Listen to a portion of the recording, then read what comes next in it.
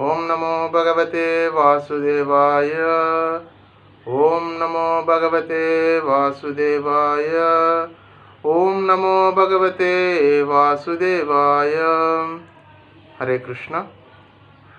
Continuing on the first sloka of Srimad Bhagavatam, where we left off.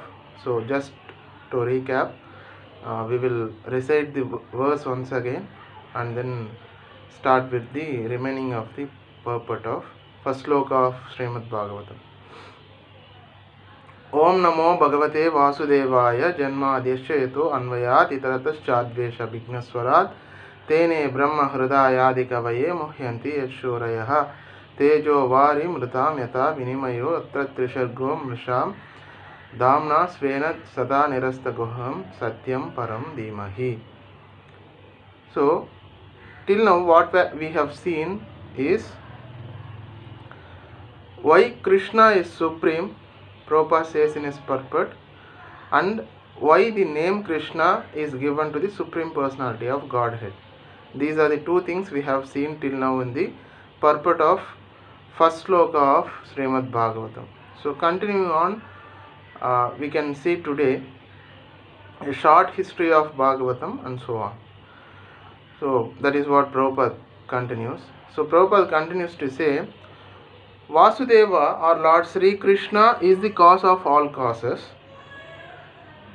and everything that exists emanates from him. How this is also explained in the chapters of this work, means Srimad Bhagavatam. So he quotes Sri Chaitanya Mahaprabhu saying that Srimad Bhagavatam is spotless Purana, that is Amalam Puranam. Spotless in the sense there is no error or there is no issue in Srimad Bhagavatam. Whatever is said in Srimad Bhagavatam is in toto correct only. That is what he means by spotless Purana, because it contains the transcendental narration of Supreme Personality of Godhead Sri Krishna. So the history, Prabhupada starts, the history of Srimad Bhagavatam is also very glorious. Why? Why? Because it was compiled by Srila Vyasadeva after he had attained maturity in transcendental knowledge.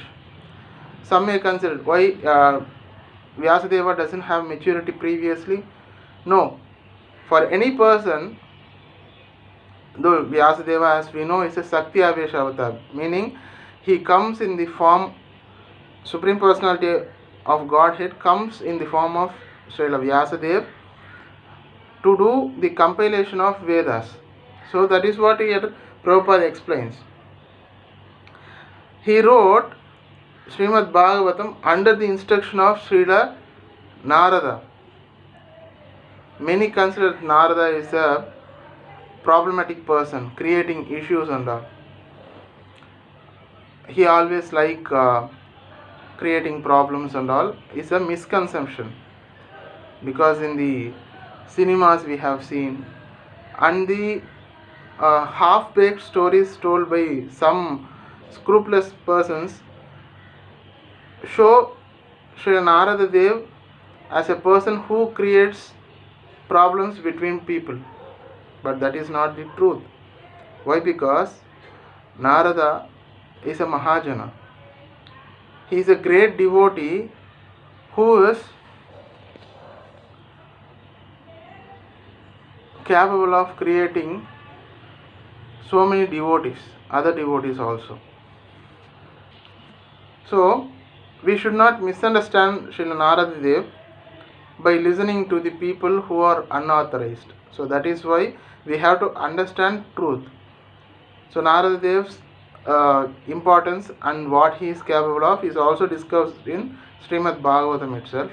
So we can see about Narada Dev in the next chapters of the Srimad Bhagavatam. So Narada Dev is the spiritual master of Vyasadeva. He wrote Srimad Bhagavatam. Vyasadeva wrote Srimad Bhagavatam under the instructions of Narada Dev only. Why? Because he is said as attaining maturity, because Vyasadeva compiled all Vedic literatures. containing 4 Vedas. 4 Vedas in the sense Rig, Yajur, Atharvana, Sama. 4 Vedas and Vedanta Sutras. Many may consider what is the importance. See, Vedas is always there. Yes, Vedas is always there from time immemorial. Even before people came into this world, Vedas were there, because Vedas are eternal. They cannot be created by anyone. But what is the importance of Vyasadeva in compiling Vedas? Vedas previously was only one. Only Vyasadeva has classified these into first 3 Vedas, that is Rig, Yajur, Sama. Even then he thought that this will be very difficult for them, general public, to understand, so he has classified them into further 4, that is Rig, Yajur, Sama, Atharvana is the fourth Veda. So even after compiling, he has compiled Puranas, and very important thing is Mahabharata. After compiling, Mahabharata is a very vast literature, so that is why it is called Itihasa. It is very, very big. Ramayana and Mahabharata is called Itihasa or epics, okay, in English. So what actually we have to understand is, so much literature he has compiled, he has written everything. Even then he is not attained any satisfaction. Why? Because he didn't write about the transcendental activities of Lord Sri Krishna. Many may question that Mahabharata and Vedas doesn't contain transcendental activities of Lord Sri Krishna. Certainly it contains, but it also contains politics. It also contains other things which are not directly related. They are indirectly related to God. So directly about Lord Sri Krishna, Vyasadeva has never written anything. So that is why Narada Dev told, we have to write about Krishna's pastimes or Leelas. So that is what is known as Srimad Bhagavatam. So that actually he written. So these transcendental activities are described in the Bhagavatam's 10th canto, which is considered as its substance. But in order to reach to 10th canto, one has to gradually proceed developing the knowledge of the categories of knowledge. Okay.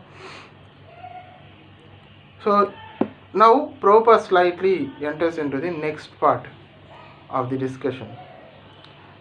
Now till now we are discussing Om Namo Bhagavate Vasudevaya.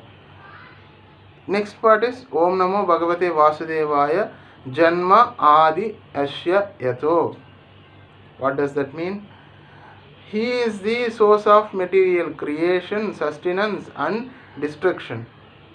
Janma Adi. So Janma Adi, in the sense, when we say Janma means creation. Adi means Ityadi, means not only creation, maintenance and destruction. In English it will be said as etc. Adi means etc. So like that, not only creation, maintenance and destruction is also done by Om Namo Bhagavate Vasudevaya, by Lord Krishna only. So Prabhupada explains this with an example. What is the example he is giving? A philosophical mind always thinks that who is the origin of creation? Many times we have experienced this. At night, in villages of India, it is very common. Many of the people used to, during summer and all, used to sleep under the sky directly, sometimes in the night. Under the sky directly, when they sleep, they will see stars. Stars, they will think, okay, stars are there. Naturally, he will speculate, who will be there? We are here. And sometimes they may even think, there are stars, there is sky. Above sky, will there be any creation? Or beneath earth, will there be any creation? So that is what Prabhupada mentions as a philosophical mind. They think. Because many times people think that bhaktas or devotees of Lord are blind faith. They don't have any philosophical understanding. They only blindly believe anything. Okay, we have to chant Hare Krishna. No, it is not like that. There is strong philosophical evidences for everything we do. So, similarly, a philosophical mind will think, what is the origin of this creation? Prabhupada says that this enquiry distinguish ourselves, that is human beings, from animals, because animals don't question, but only human beings question. This is called jignashu. Atato Brahma Jignasha. Jignasha is questioning, enquiry. A person who is inquisitive will question. Who is having that urge to question is philosophically will get answers. So, here he says, Prabhupada, the author of Srimad Bhagavatam directly gives an answer to such inquiries. What is the answer? Who is the origin of all this creation? Janmadi Yashyato Om Namo Bhagavate Vasudevaya. He says that Lord Sri Krishna is the origin of all creations. He is not only the creator of the universe, but the destroyer as well. That is why we call Janma Adi Ashya Eto. Janma Adi Ashya. So the manifested universe, why we say manifested universe? Many a times when we say manifested universe, what is manifested, what is unmanifested? Manifested in the sense what we can see, what is actually manifested, what is into action and all those things, what we can directly see, all those things is called manifested. There is unmanifested universes also. Manifested universe is only 1/4 of the entire creation. There is one unmanifested universe which is 3/4. Vyakta, avyakta, there are so many things in creation. So those things and all also we can see in the Bhagavatam 5th canto and all. So we will going forward see all those things. But for now unmanifested universe is also there. So manifested cosmic nature is created at a certain period by the will of the God. It is maintained for some time and then it is annihilated by His will. Many may question in this time, right? Why so many people are dying? Because death is inevitable. People think that this coronavirus is taking people like anything. It is killing people like anything. It is not fair. Why God is watching all these things? See, we are looking at the reason for the death only, but we are not thinking after death where will we go? Why should we die? Why are we having all these problems? Are we mortal or immortal? Meaning we should die only, or we can live eternally, we can live forever. People are trying to live forever in this material world. That is not possible. In this material world, even if you go to Brahma's place also, there is death. So all those Brahma's age and all, how many years he lives according to our calculation and all, we will discuss going forward. But what we have to understand is death alone. Death is not only by coronavirus, it can be by anything. When these deaths occur due to coronavirus, the regular deaths are being not looked upon. The news and all we get, whatever we hear is only about corona now. We are focusing everything on that only. There are many people who are dying of starvation, not getting food. There are many people who are dying of other diseases. There are many people who are dying of accidents. So death is inevitable. Either we die of corona or we die of heart attack is not an important thing. We have to die, right?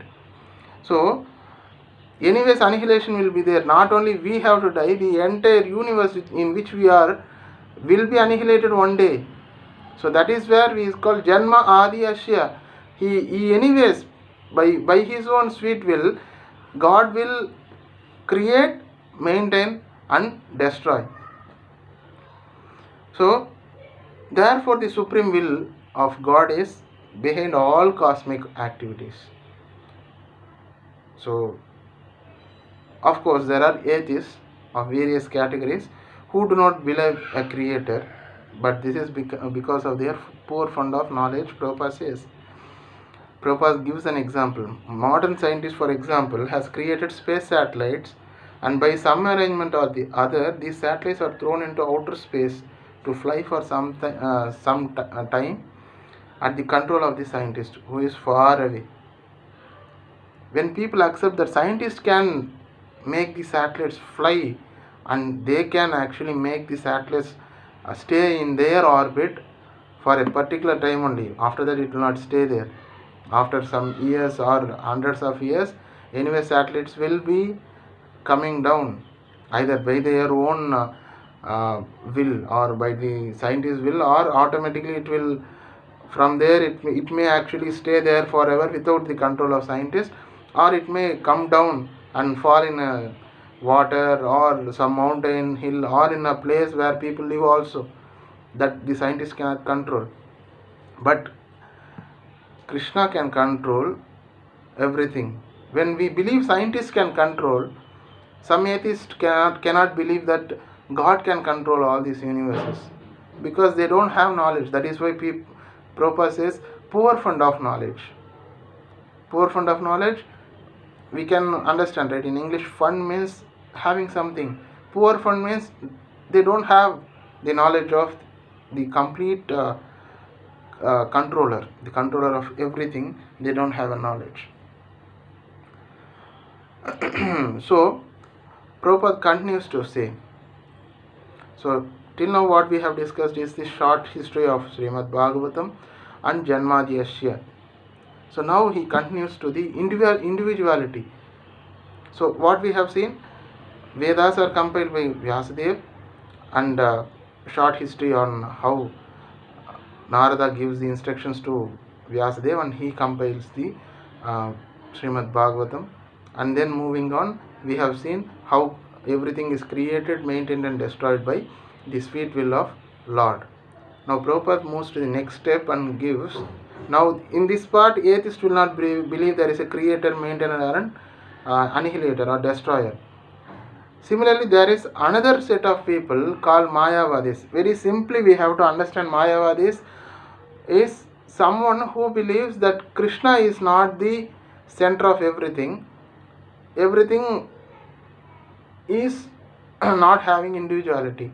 Everything is not having any form. Primarily we have to understand like this Mayavada. So Prabhupada, for them he gives. In Vedic literatures, it is said that absolute truth, personality of Godhead, is the chief amongst all living entities. So to quote from Upanishad, it is called Nityo Nityanam, Chetanas Chetananam, Eko Bahunam Yo Vidatati Kaman. So he says like that. After that, and above Brahma, all living beings beginning from first created being Brahma down to the smallest ant are individual living beings. And above Brahma, there are other living beings with individual capacities. And personality of Godhead is also a similar living being. And he is an individual as are the other living beings. But the Supreme Personality or the Supreme Living Being has the greatest intelligence, and he possesses supermost inconceivable energies of all different varieties. So what he is trying to say is, Lord is individual.